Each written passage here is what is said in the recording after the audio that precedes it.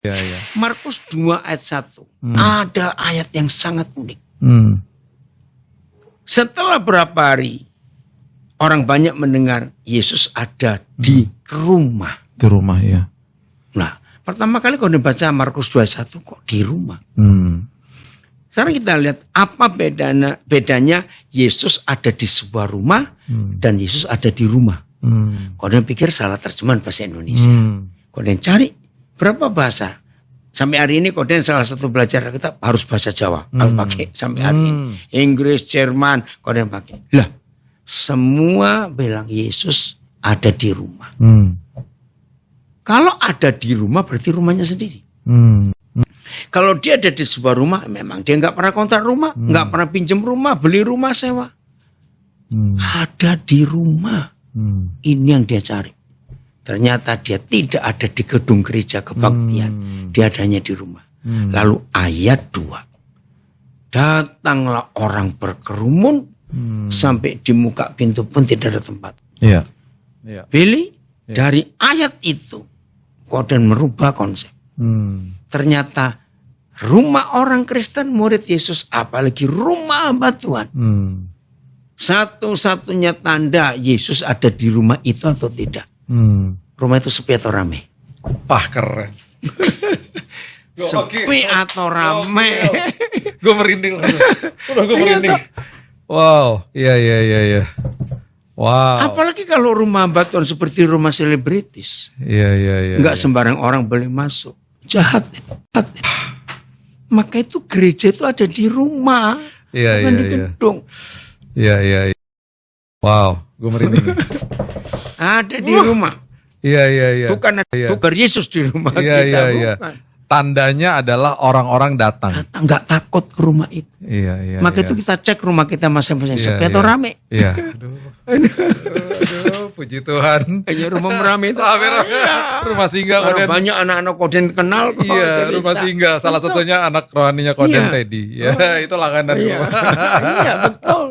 Iya. Dia pernah kirim foto dia lagi tiduran. Kok santai betul kamu. Iya, rumah singgah. Sampai terkadang kita pun nggak di rumah, mereka ini datang makan di situ. Iya. Karena kita kasih izin, kita bilang siapapun mau datang, kalau kamu mau makan di sini, teman-teman ini udah kenal kan orang rumah, jadi dikasih masuk dan mereka makan di situ. Iya. Dan kita ngerasai akhirnya rumah itu jadi hidup, jadi rumah restorasi. Jadi orang-orang dipulihkan, banyak dipulihkan. Ada beberapa teman-teman yang kalau kesaksian hidup itu ada yang agnostik sama ateis. Kalau tinggal ngobrol sama aku tuh debat itu bisa sampai jam 1 pagi.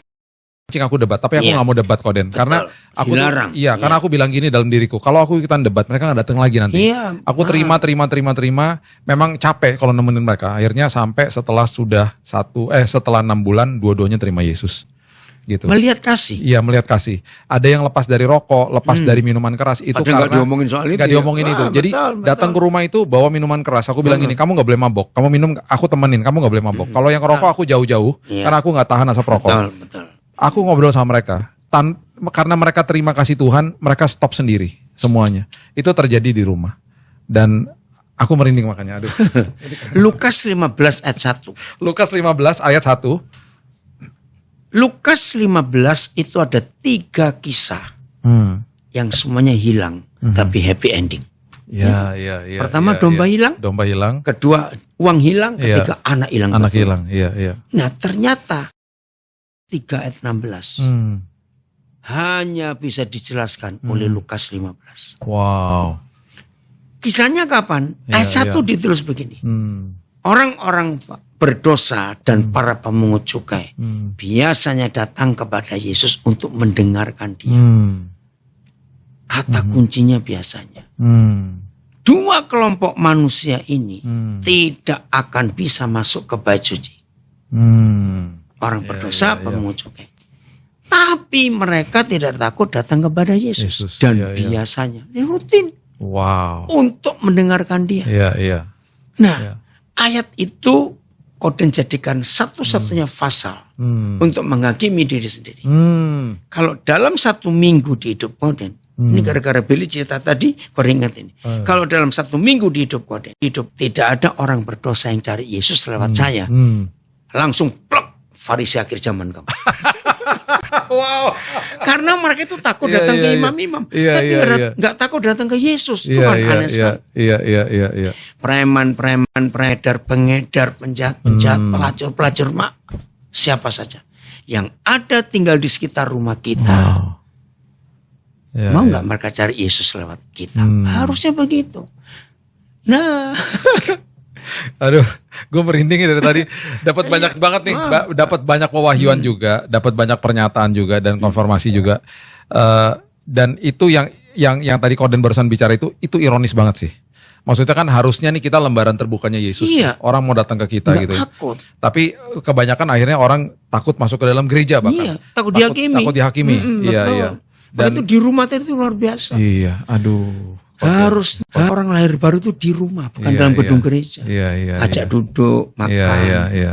Itu waktu COVID tuh kode menangan banyak jiwa. Wow. Habis susah kemana-mana, datang ke rumah yuk. Iya.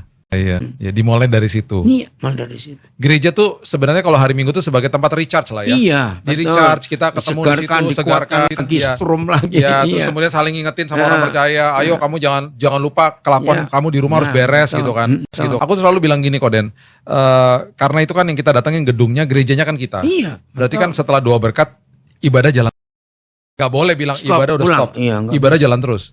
Berarti masuk ke dalam rumah, kemanapun kita berada, ibadah jalan terus. Karena kita harus jadi orang yang sama di gereja dan di rumah kan Iya, gitu. betul. Ya. Karena dimanapun kaki kita menginjak, tempat itu berubah jadi tempat ibadah. Amin. Iya Jadi kan? surga. Jadi surga harusnya kayak gitu. Luar biasa nih. Aduh, gue jadi merinding Koden. Boleh dong pesan-pesan buat semua sahabat kopi yang Iya. hari ini mungkin sedang bergumul dalam hidup mereka. Iya. Dan bahkan mungkin yang sedang cari Tuhan. Iya kan? Silakan Koden.